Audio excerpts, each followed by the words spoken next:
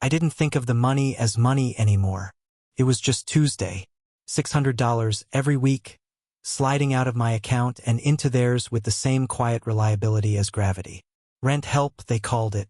Cost of living. Temporary. All words that suggested an end date without ever naming one. After a while, it stopped feeling like help and started feeling like maintenance, keeping something from collapsing, though I wasn't sure what. They never asked how I was doing. I never told them. That was part of the arrangement, even if no one said it out loud. For a year, I built my weeks around that transfer.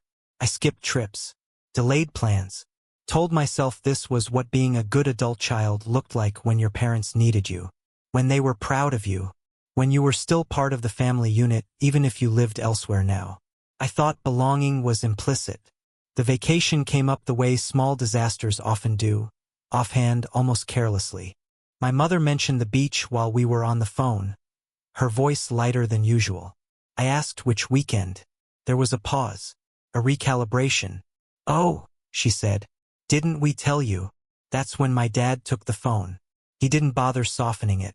He never has. "We didn't want you there," he said. Not angry, not defensive, just factual, like he was correcting a misunderstanding.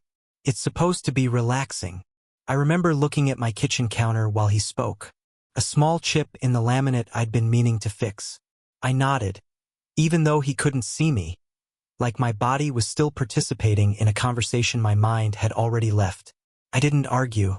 I didn't remind him of the money. I didn't ask how $600 a week fit into a vision of relaxation that excluded me.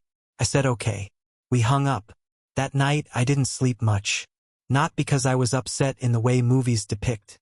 No sobbing, no spirals. It was quieter than that. More procedural.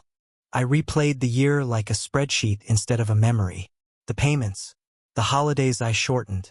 The times I absorbed comments about how I owed them for everything growing up. Said half-jokingly, always when the transfer date was near. I realized something uncomfortable. The money hadn't bought love. It had rented silence. The next morning was Wednesday. I didn't call anyone. I didn't draft a message. I didn't rehearse a speech in the mirror about boundaries or self-respect. I just let the day pass. And when the time came for the transfer, I didn't send it. That was all. First, nothing happened. No immediate explosion. No accusatory texts. I went to work, answered emails, ate lunch like a person who hadn't quietly altered the gravitational center of their family. The calls started that evening. One missed call from my mother, then another, then my dad.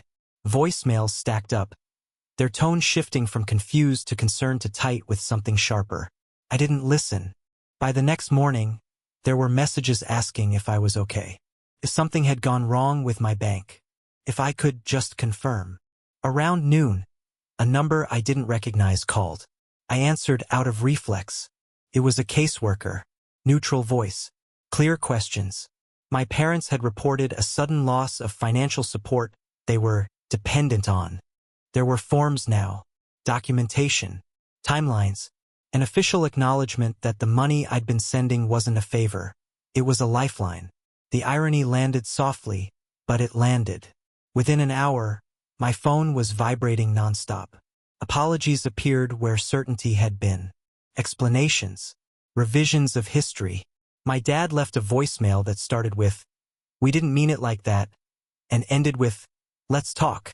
I didn't respond right away. Not out of spite. Out of clarity. For the first time, I could see the shape of the relationship without my contribution holding it up. How quickly urgency replaced dismissal. How love, once framed as unconditional, suddenly needed renegotiation. When I did answer later that night, my voice surprised me. Calm, steady, not triumphant. I told them I wasn't going to keep paying to be optional, that I needed space, that I hoped the vacation was nice. There was silence on the other end. Not rage, not tears, just the sound of a structure adjusting to a missing beam.